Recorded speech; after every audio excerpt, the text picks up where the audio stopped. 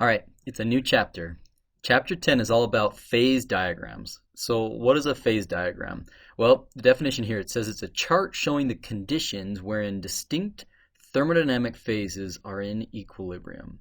So that's the definition. Now, practically speaking, what is a phase diagram? Think of a phase diagram kind of like a treasure map. Here's one from Minecraft. On Minecraft, you've got this X marks the spot there in the middle.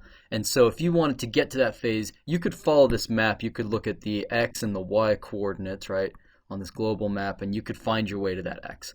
So we have something a little bit similar, but instead of a physical location of phases, a phase diagram tells us what conditions we need to change in order to achieve different material microstructures where different phases are in equilibrium. Take, for example, this figure here. In this figure, this was your initial starting material over there. And from that starting material, they did different things to it. So, for example, they introduced deformation. They did something called cold rolling, which we will cover later in the semester. So cold rolling it, basically they're squeezing it further and further down. That's going to change the structure. You can see it starts out kind of like uniform speckled pattern, and then these speckles start laying down, right? So you're changing the microstructure. And then another thing they can do is they can introduce a heat treatment, right? They hold it for 30 minutes at a bunch of different temperatures, elevating the temperature as they go. And look at this huge variety of different structures that they can achieve, right?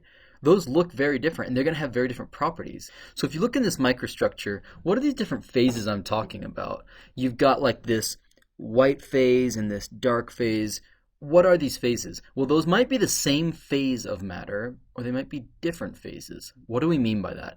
Let's imagine that you start out with a piece of iron wire. So I've got it stretched between these two posts, right? So this is a piece of iron wire stretched here.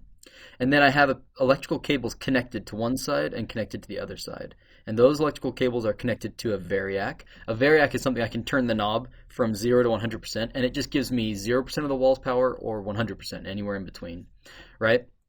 I've got a little weight in the middle to make it sag and do a little bit of a V, and then I've got a magnet sticking to it. So what you see in this video, and I suggest you check it out because I think it's pretty cool, is that as we heat this thing up, as you heat it up, you'll see that we're causing electrons to shuffle back and forth in the wire, and so it's going to heat up. So when you heat something up, what should it do? It should expand, right? And so sure enough, as we heat this thing, you'll notice that the wire starts to dip down. So as I turn this up, see how it's going down, right? It started out at... the height was, just below that tick right there at 8. And by the time you're out here, it's way lower. It's like an inch lower already, right? But then check this out. It gets even cooler. As we get it hotter and hotter, this is going to turn orange. And after turning orange, you're going to notice that it starts getting strange, right? So that continues to drop. Check it out. Here's the wire turning orange along here, okay?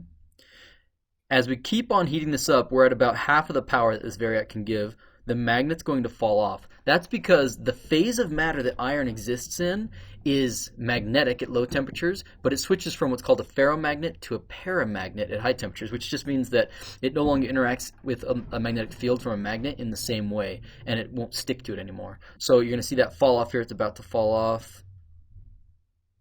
Okay, it just fell off. That means we're getting to around, I think it's 770 degrees. So it just fell off. And if you heat this up further, check it out. We've got it now quite hot, and I'm going to turn this off and pay attention to the height of the wire. It's right there. I turn it off, it goes up, it goes down, and then it starts going back up again. So in this video, I explain what's going on there, but essentially there's different phases of matter that are present in iron. There's a low temperature phase, and there's a high temperature phase, and they don't have the same volume. One expands and one contracts, right? So the low temperature phase is wide, it's more expanded, and the high temperature phase contracts a little bit. And so normally when you heat something up, you expect the wire to get longer, but in this case, it shrinks because those atoms condense into a more packed-in structure. Imagine that you had this scenario, right? I'm going to draw just a little cartoon for a minute. Let's assume that room temperature, it's arranged like this, right? But then when it goes to high temperature, right? Imagine that this arrangement could be modified, right? You could actually stack things together a little bit better if you wanted to. You could make those into this arrangement, right? You could stack it more efficiently, and so you would occupy less volume. That's essentially what happens in iron, is that it goes from a more open structure to a more condensed structure. So even though the iron wire looks like a solid, it's a solid in both scenarios, it doesn't mean that that's the only different phases of matter we have. There's gas, liquids, and solids, but within all of those, there's many different phases possible. And we're going to talk about the diagrams that show us how to achieve those different phases in this chapter.